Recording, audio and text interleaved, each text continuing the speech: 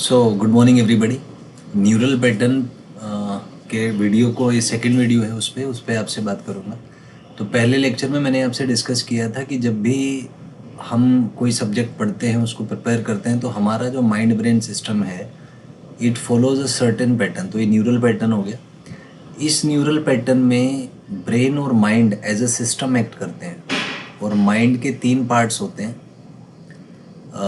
ये हो गया conscious mind, this is subconscious mind, and this is unconscious mind. तो mind and brain, these act as a system together. This is your brain and this is the mind. तो mind plus brain, they together act as a system, जिसको मैं कह सकता हूँ आपका mind brain system.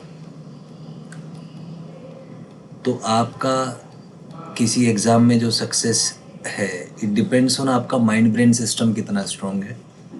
And talking about more scientific things, how are the algorithms, और you can say the neural patterns, the neural patterns of the mind brain system. जिन बच्चों के एल्गोरिथम्स या न्यूरल पैटर्न्स स्ट्रॉन्ग होते हैं, बहुत ज़्यादा strong होते हैं, स्ट्रॉन्ग एंड कॉम्प्लेक्स ऑब्वियसली, तो वही बच्चे सक्सेसफुल होते हैं एग्ज़ाम में। जबकि जिन बच्चों के एल्गोरिथम्स वीक होते हैं, तो यहाँ पे मैं इसको थोड़ा सा ऐसे कह सकते हैं कि सारा जो खेल है, it is about the algorithms of my algorithms, या पैटर्न्स कह सकता हूँ, न्यूरल पैटर्न्स।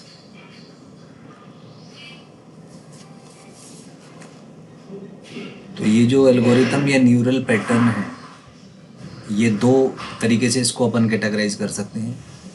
एक तो हो गए आपके सिंपल एंड वीक, और दूसरे हो गए आपके कॉम्प्लेक्स एंड स्ट्रॉन्ग। तो जिन बच्चों के एल्गोरिथम सिंपल और वीक होते हैं, वो कभी अच्छा परफॉर्म नहीं कर पाते, वही पुअर परफॉर्मर होते हैं, क्योंकि उनके जो एल्गोरिथम्स हैं वो वीक और सिंपल है। जबकि कॉम्प्लेक्स एंड स्ट्रॉन्ग जिनके एल्गोरिथम्स होते हैं, वही गुड परफॉर्मर्स होते हैं। These are good performers. तो जो बेसिक डिफरेंस है between a topper student and student who is unable to score well, the difference lies in the algorithm or the neural pattern of that student.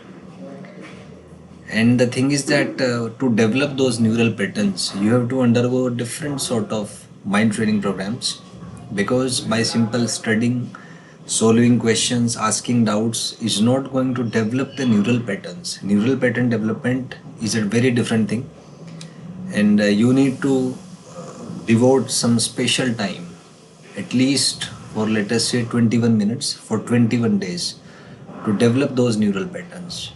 And if you are able to develop those neural patterns, you are able to make your neural patterns complex and strong, then actual preparation begins. Because before your algorithms are simple and weak, then you will forget what you studied today. Suppose आज आपने 20 page किए, तो अपने आप से पूछें, क्या वो 20 के 20 पेज आपको सारे टिप्स पे हो गए हैं? मतलब उससे रिलेटेड सारे कॉन्सेप्ट, सारे क्वेश्चन, सारे आंसर अगर वही एग्ज़ाम में आ जाएं, तो क्या आप कर पाएंगे?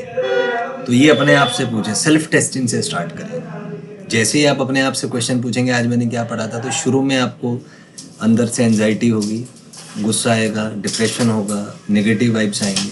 मतलब ब्रेन ने आपके फ्लाइट मोड को एक्टिव कर दिया, उसको आपको डोमिनेट करना पड़ेगा। डोमिनेट करने के लिए आप जाएंगे फाइट मोड में, लेकिन फाइट से भी काम नहीं चलेगा। There is a third stage also, which is called the silent state of mind. And all the inventions, all the great things in this universe are created when your mind is in that silent state.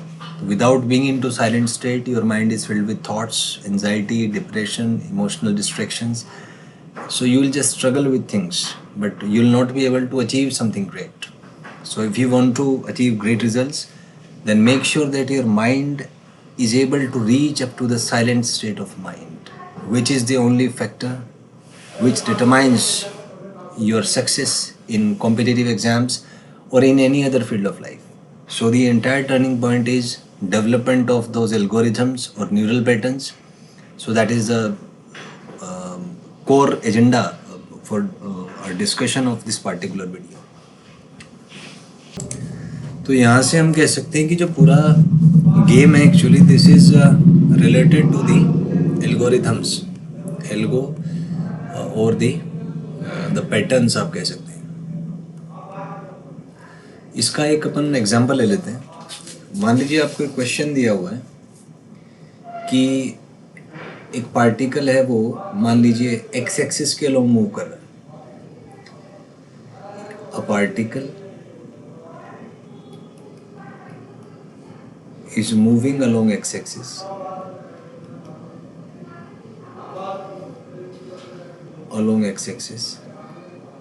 continuously.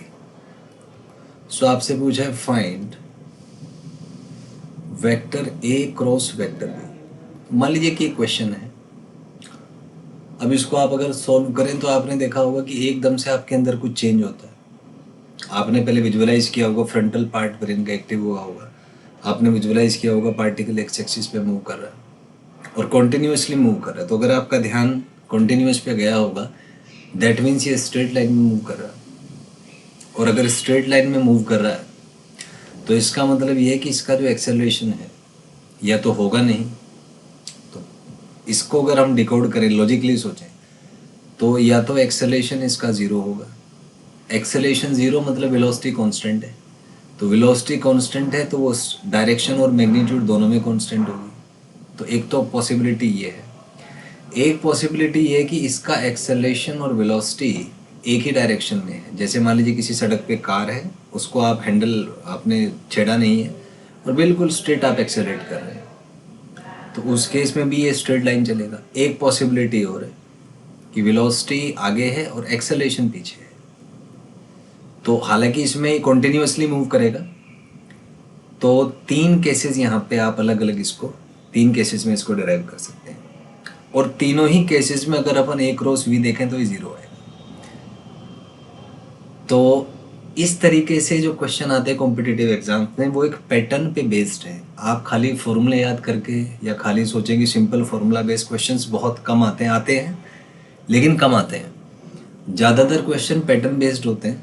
तो अगर आप question को process करने के लिए algorithms का use करना आप सीख गए हैं तो ही आप उन क्वेश्चंस को बना पाएंगे. फॉर्मूले भी आने चाहिए, वो तो मेन है ही है, बट खाली फॉर्मूले आने से काम नहीं चलता. फॉर्मूले आना मतलब एक सिंपल सा एल्गोरिथम है, याद करना, चीज़ों को मेमोराइज करना. हालांकि कोई बहुत बड़ी बात नहीं है, आपको केवल रिपीट करनी पड़ती हैं चीज़ें बार बार. वो मैं उस पर एक सेपरेट वीडियो बनाऊंगा. बट उसमें कोई बहुत ज़्यादा उसका प्रैक्टिकल यूज़ नहीं है कि आपकी मेमोरी बहुत शार्प हो गई तो ठीक है. मतलब उससे कोई, मुझे लगता नहीं कि कोई बहुत बड़ा कुछ ऐसे आउटपुट है. अच्छी बात है, स्किल्स हैं, बट उसका एज सच कोई प्रैक्टिकल यूज़ इतना ज़्यादा नहीं है.